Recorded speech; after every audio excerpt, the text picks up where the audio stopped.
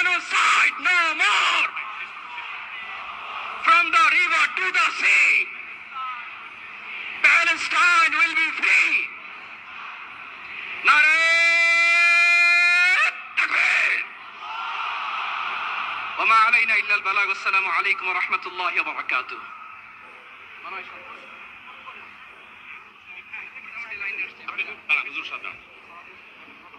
সময় তো উপস্থিতি, আমরা শুধুমাত্র আপনাদেরকে শান্ত করবার জন্য কিছু স্লোগান দেওয়ার চেষ্টা করেছি। আমি এই মুহূর্তে মঞ্চে ডেকে নিচ্ছি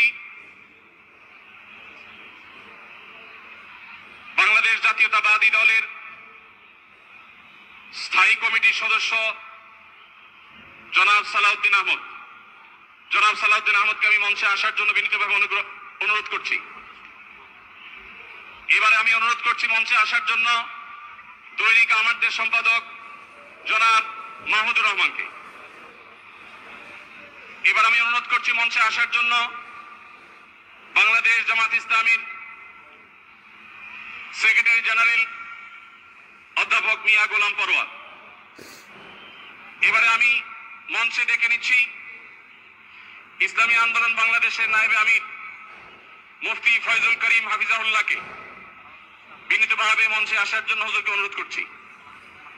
এবার আমি মঞ্চে আসার জন্য অনুরোধ করছি বাংলাদেশ খেলাফত মজলিসের মাননীয় আমির জনাব মাওলানা মামুনুল হক হাফিজাহুল্লাহকে মঞ্চে আসার জন্য বিনীতভাবে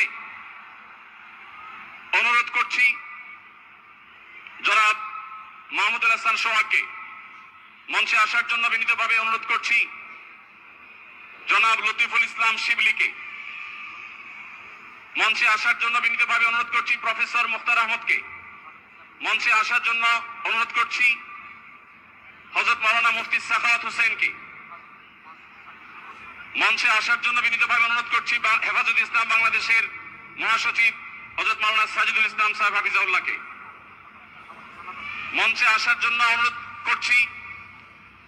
এনসিপির অন্যতম নেতা জনাব হাসনাত আব্দুল্লাহকে মঞ্চে আসার জন্য অনুরোধ করছি। জনাব নুরুল হক নূর ভাইকে, গণ অধিকার পরিষদের নুরুল হক নূর ভাইকে।